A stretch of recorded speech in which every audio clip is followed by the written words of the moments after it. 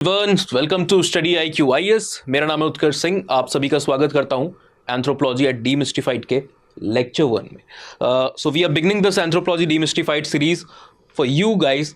आप लोगों के लिए यहाँ पर एंथ्रोपोलॉजी के अलग अलग आइडियाज, टॉपिक्स और कंसेप्ट को 9 मिनट के टाइम फ्रेम में हम यहाँ पर कवर करने वाले हैं। हाँ, आज का लेक्चर पहला है, हो सकता है इंट्रोडक्शन की वजह से 1-2 मिनट का समय ऊपर नीचे हो जाए, but lecture 2 onwards every topic is going to be covered in that 9 minute only. Average 7 से 11 मिनट के बीच में हम उसको कवर करने की कोशिश करेंगे। ठीक है, यहाँ पर किसको हेल्प होने वाली है?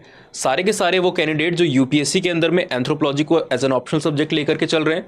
अपार्ट फ्रॉम दैट, अगर आप यूजीसी नेट एग्जामिनेशन में, यूजीसी नेट जेआरएफ एग्जामिनेशन के लिए अपेयर कर रहे हो, एंथ्रोपोलॉजी आपका सब्जेक्ट है, या फिर यूनिवर्सिटी लेवल पर आप ग्रेजुएशन पोस्ट ग्रेजुएशन को अगर आप टारगेट कर रहे हो, तो आपको पता है कि मोस्टली सिलेबस जो है एंथ्रोपोलॉजी की जो पढ़ाई है, कंसेप्ट वही रहते हैं, कंसेप्ट नहीं बदल जाते हैं। हाँ, डिटेलिंग और डेप्थ के अंदर में फर्क आता है। फॉर एग्जांपल यूपीएससी के सिलेबस से अगर आप यूजीसी नेट के सिलेबस को कंपेयर करोगे तो 25% का लेंथ वाइज आपको एक डिफरेंस देखने को मिलता है, एंड डेप्थ वाइज अलग अलग सेक्शन में इट डिपेंड्स। ऑलराइट, सो ये सारे कैंडिडेट्स के लिए सीरीज काफी ज्यादा हेल्पफुल होने वाली है। This is the first lecture and we will be covering everything from here onwards. So the first lecture is on the topic of what is anthropology, the simple most and probably the thing that you all are aware of.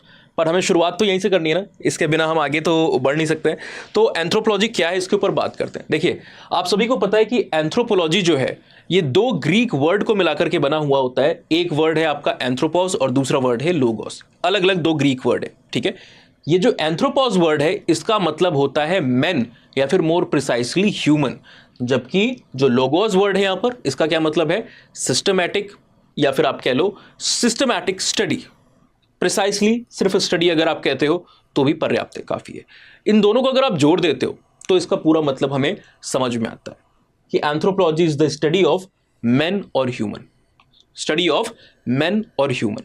तो इंसानों की ये पढ़ाई होती है, और इसको हिंदी में the term use for anthropology is called as मानव शास्त्र या फिर मानव विज्ञान। यहां पर हम ह्यूमंस को अलग अलग डायमेंशन में, सोशल कल्चरल कॉन्टेक्स्ट में, फिजिकल बायोलॉजिकल कॉन्टेक्स्ट में, उनकी लैंग्वेजेस को और उनके जो पास्ट है यानी कि आर्कियोलॉजिकल एस्पेक्ट को कवर करने की कोशिश कर रहे होते हैं। नाउ, अलग अलग स्कॉलर्स ने एंथ्रोपोलॉजी की इस डेप्थ के बारे में बात की है, इसके एरियाज के बारे में बात की है, इसके स्कोप के बारे में बात की है। कुछ स्कॉलर्स जो बताते हैं कि एंथ्रोपोलॉजी लगभग 149 सब फील्ड्स के अंदर में, या 150 से ज्यादा सब फील्ड के अंदर में बटा हुआ है। फ्रांस बोआ नाम के एक अमेरिकन एंथ्रोपोलॉजिस्ट हैं, father of American anthropology, at times father of modern anthropology कहा जाता है। वो कहते हैं कि एंथ्रोपोलॉजी आपको 4 सब फील्ड में बटा हुआ देखने को मिलेगा, 4 ब्रांचेस में बटा हुआ देखने को मिलता है: linguistic, archaeological, socio cultural and physical and biological, है ना। और यही जो फील्ड और सब फील्ड है, ये एंथ्रोपोलॉजी को उसका एक होलिस्टिक फेस देती है। जब भी स्कॉलर्स एंथ्रोपोलॉजी की बात करते हैं ना, तो हम एक इंपॉर्टेंट वर्ड की तरफ इंडिकेट करते हैं, दैट इज होलिज्म।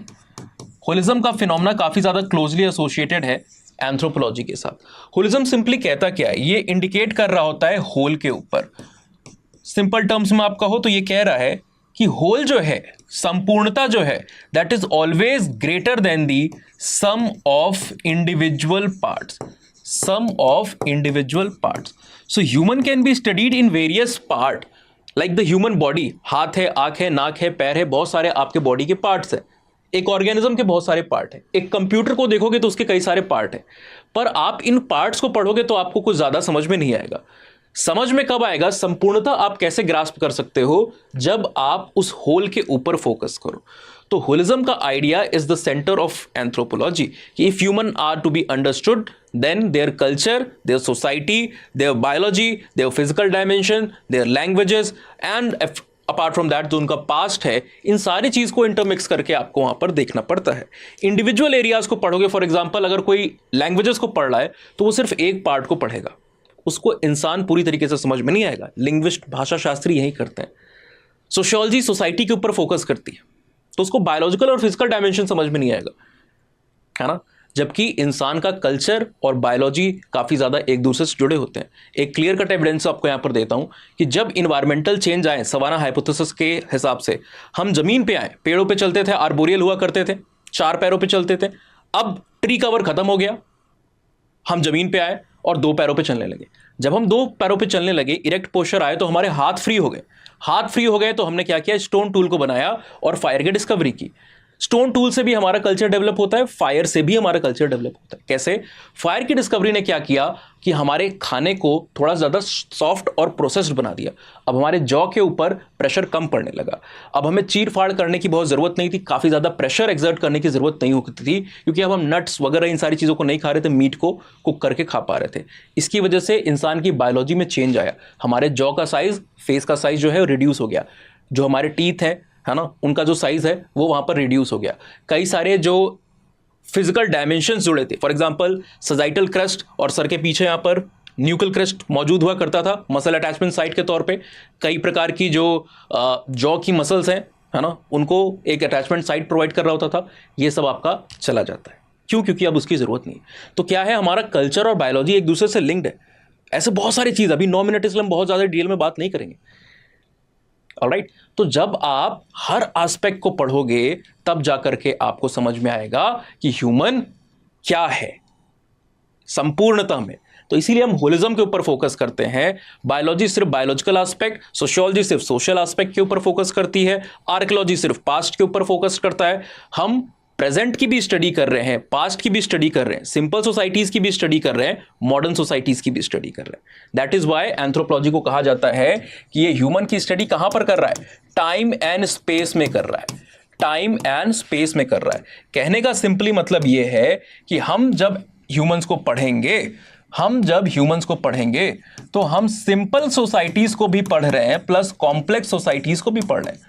मतलब क्या, ट्राइबल्स को भी आप पढ़ रहे हो और अर्बन जो सोसाइटीज हैं उनको भी आप पढ़ रहे हो, है ना। शुरुआत में ऐसा नहीं होता, तो शुरुआत में फोकस सिंपल सोसाइटीज पे था। दूसरा, हम पास्ट सोसाइटीज को भी पढ़ रहे हैं और हम प्रेजेंट सोसाइटीज को भी पढ़ रहे हैं। मतलब हमें इंटरेस्ट है कि स्टोन एज में सोसाइटी कैसी थी, इंडस वैली के समय पे सोसाइटी कैसी थी, और presently industrial post industrial time में सोसाइटी कैसी है, उसमें भी हमें इंटरेस्ट है। अब ये टर्म कहां पर आया, किस तरीके से आया, इसके ऊपर बड़ी डिबेट है। कई सारी किताबों में और पुराने मटेरियल आप देखोगे तो उसमें लिखा हुआ है कि एंथ्रोपोलॉजी का टर्म एरिस्टोटल साहब ने दिया और वो एक ग्रीक फिलोसफर इसके फादर हैं। पर ऐसा नहीं है, एंथ्रोपोलॉजी का कोई फादर नहीं है ना। बहुत सारे लोग को ये कैटेगरी दिया आता है, ईबी टाइलर, मॉर्गन, बहुत सारे लोगों को ये नाम दिया गया है, फ्रांस बोआ। बट कोई भी टर्म का ओरिजिन देखें तो ये टर्म यहां पर एक मैंने आपके सामने एविडेंस को यहां पर लगाया हुआ है। थोड़ी सी रिसर्च करेंगे तो ये कोरॉथ का आपको वॉल्यूम 9 है 1988 में एक स्पेशल इशू जो है ये पब्लिश हुआ था। ये proceeding of the 3rd international symposium on medicine in Bible and Talmud, है ना। इसके पेज नंबर 19 के अंदर पे आपको देखने को मिल रहा है 2 स्कॉलर का नाम मेंशन है। ये कह रहा है कि एंथ्रोपोलॉजी का जो टर्म है ये सबसे पहली बार 16th सेंचुरी के लिटरेचर में मैग्नस हुंड नाम के एक स्कॉलर की 1551 की किताब एंथ्रोपोलॉजियम के अंदर में देखने को मिलता है। और उसके बाद ओटो कैसमैन नाम के एक स्कॉलर ने इसको साइकोलॉजिया एंथ्रोपोलॉजिका 1594 की एक किताब में दिया था। ठीक है, यहां पर हमने आगे आप जाओगे तो कुछ इमेजेस को भी यहां पर ऐड किया हुआ है। Now coming to the definition, सवाल उठता है कि इसकी डेफिनेशन हमें डिफाइन कैसे करेंगे। कई स्कॉलर्स ने किया हुआ है, बहुत फेमस डेफिनेशन है इमैनुअल कांट साहब की है, जो कहते हैं कि anthropology is precisely the study of old remains of people and the physical feature, races, language, custom and practices of primitive people। इस तरीके से डिफाइन किया है। ये डेफिनेशन कहां पर दी हुई है, इनका एक वर्क है जिसका नाम है anthropology from a pragmatic point of view, है ना। इमैनुअल कांट का ये वर्क जो कि पब्लिश हुआ था ईयर 1798 में, anthropology from a pragmatic point of view, इसके अंदर में डेफिनेशन को इन्होंने दिया हुआ है। इसको छोड़ करके और भी डेफिनेशन है। फॉर एग्जांपल हर्स्कोविट्ज नाम के एक स्कॉलर है, हर्स्कोविट्ज नाम के एक स्कॉलर है, पूरा नाम है इनका मेलेविल जे हर्स्कोविट। ये कहते हैं कि anthropology is the study of men and his works। ये डेफिनेशन भाई साहब ने दी हुई है 1952 के अंदर में। Apart from that there is another very famous scholar जिनका नाम डेफिनेटली आप अगर एंथ्रोपोलॉजी से हो तो आपने सुना होगा, E B Tylor, sometime also called as the father of modern anthropology, but that is refuted, पर एक्सेप्टेड क्या है कि he is the father of British anthropology. So इन्होंने 1871 की एक अपनी पॉपुलर किताब प्रिमिटिव कल्चर के अंदर में क्या बताया हुआ है, प्रिमिटिव कल्चर के अंदर में इन्होंने कहा हुआ है कि anthropology is basically science of culture, इस तरीके से इन्होंने एंथ्रोपोलॉजी को देखा और दर्शाया है। नाउ ओरिजिन और डेवलपमेंट की बात करते हैं तो देखिए, टी.के. पेनिमन नाम का एक स्कॉलर है, इन्होंने 1935 के अंदर में एक किताब को पब्लिश किया जिसका नाम था 100 Years of Anthropology। 1935 के अंदर में किताब आती है। यहां पर इन्होंने कहा कि एंथ्रोपोलॉजी के डेवलपमेंट को हम अलग अलग फेजेस में बांट सकते हैं। तो इन्होंने 4 फेजेस का यहां पर जिक्र किया हुआ है, 4 फेजेस का यहां पर जिक्र किया हुआ है। ये कहते हैं कि जो सबसे पहला फेज है वो फॉर्मुलेटरी फेज है, फॉर्मुलेटरी फेज है, ठीक है। दूसरा जो फेज है ये आपका कन्वर्जेंट फेज है। तीसरा फेज यहां पर कंस्ट्रक्टिव फेज है, ठीक है। और चौथा और लास्ट जो फेज है इसको इन्होंने क्रिटिकल फेज कहा हुआ है और उसकी डेट्स भी बताई। इन्होंने कहा है कि पहला जो फेज है ये बेसिकली 1835 के पहले पहले वाले समय का बिलोंग करता है। 1835 का पहले का पूरा समय जो है वो फॉर्मुलेटरी के अंदर में आता है ना। 1835 से लेकर के 1859 वाला टाइम पीरियड कन्वर्जेंट के समय में आता है। कंस्ट्रक्टिव में 1859 से लेकर के आपका 1900 के आसपास वाला समय आता है एंड 1900 और आफ्टरवर्ड्स का समय इस क्रिटिकल में आता है। इन्होंने क्यों कहा फॉर्मुलेटरी, मतलब जहां पर इनिशियल जो कुछ स्कॉलर्स हैं, जो ग्रीक फिलोसफर्स हैं, उन्होंने इस आइडिया को पोर्ट्रे किया हुआ था। 1835 तक का जो टाइम पीरियड है इसमें एरिस्टोटल, सोक्रेट्स, प्लाटो, ये लोग स्टेट की बात कर रहे हैं, ये लोग किनशिप की बात कर रहे हैं, ये लोग रिलीजन के ऊपर बात कर रहे हैं, ये लोग ideas, morality, values, and ethical principle इनकी बात कर रहे हैं। एंथ्रोपोलॉजी में हम इन सबको भी पढ़ते हैं, सोसाइटी भी पढ़ते हो आप, पॉलिटी भी पढ़ते हो आप, हर चीज़ को पढ़ते हो। तो इन्होंने कहा कि 1835 के पहले वाला जो पीरियड है जहां पर ये कई ग्रीक फिलोसफर ने शुरुआत में कंट्रीब्यूशन किया, इनके कंट्रीब्यूशन के बाद जब आगे बढ़ते हो आप तो कई सारे और जो ट्रैवलर्स के अकाउंट है, बहुत सारे, मार्को पोलो का अकाउंट है ना, इब्न बतूता का अकाउंट है, कई सारे लोगों के जो ट्रेवर्नियर, बर्नियर, इनके अकाउंट है। ये भी क्या कर रहे हैं, ह्यूमन और उसकी सोसाइटी, उसके कल्चर को स्टडी कर रहे हैं, है ना। एंशिएंट ट्रैवलर्स भी, मॉडर्न भी, मिडिवियल भी, ये ट्रैवलर्स की उन्होंने बात की।